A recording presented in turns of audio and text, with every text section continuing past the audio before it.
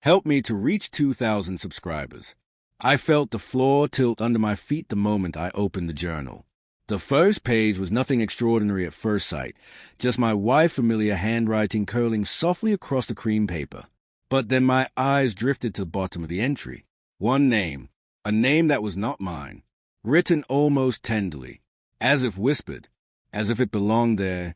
My fingertips went cold. I flipped to the next page. Same ending. Different day. Same name. 15 years of marriage collapsed into a single heartbeat that thudded so loud I could hear echo in my skull. The room felt wrong. Our bedroom felt wrong. Even the quiet hum of the ceiling fan sounded suspicious, like it was witnessing something it should not. I sat on the edge of the bed, the journal heavy in my hands, heavier than any truth I had ever held. My breath shook as I turned page after page. Her words were soft, conflicted, sometimes affectionate, sometimes guilty, sometimes aching, but always ending with him. I swallowed hard, the taste of metal thick on my tongue.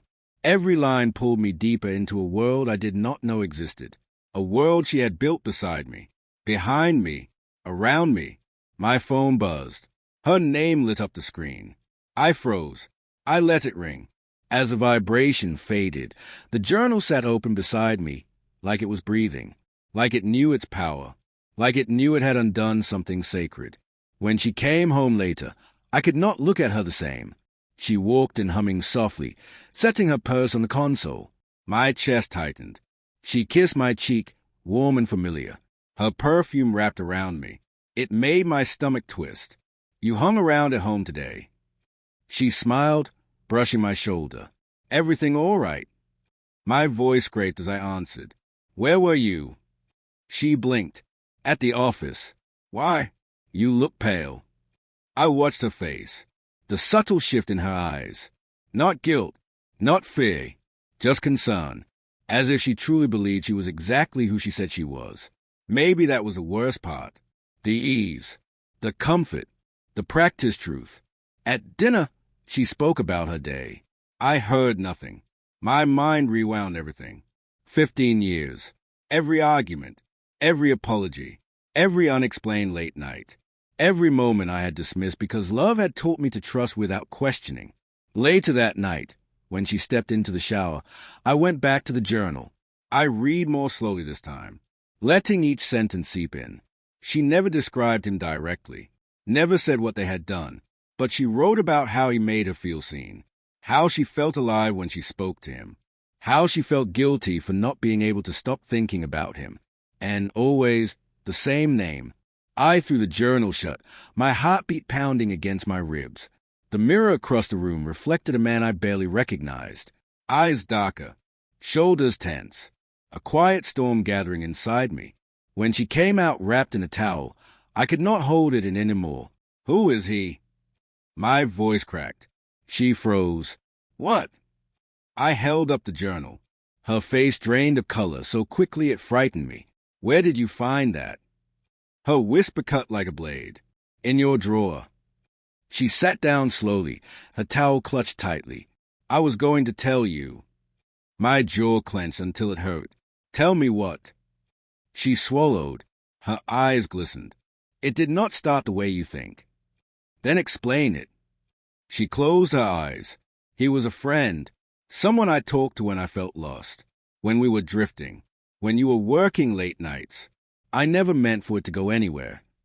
"But it did." My voice trembled. She nodded, just barely, a tiny motion that shattered everything left standing inside me.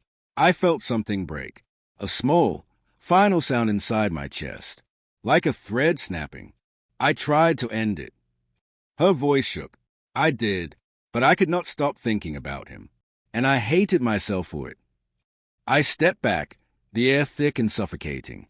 15 years, and all this time you wrote to him. "Not all this time." Tears slipped down her cheeks. "Only the past 2 years. I was lonely. I felt invisible. I felt like I was fading, and he saw me." The words stabbed deep. They hurt because they were familiar. I had felt distant too, tired, drained, caught up in work, caught up in life, caught up in everything except her. I sat down slowly, the anger and heartbreak tangling into something messy and raw. I do not know how to forgive this, I whispered. I do not know how to forgive myself, she whispered back. The silence that followed felt like standing on the edge of a cliff together, not knowing which one of us would fall first. And yet, we stayed there, breathing, breaking, bleeding truth neither of us knew how to hold. That night, I slept on the couch. Not in anger, not in punishment, but because my heart needed space to understand whether the pieces could be picked up at all. By morning, I still did not know the answer, but I knew one truth. This story was not ending tonight, and neither were we. We were bruised, broken, truth stripped bare, but we were still standing, shaking, unsure, but standing. And for the first time in a long time, I felt something real, painful, honest, human,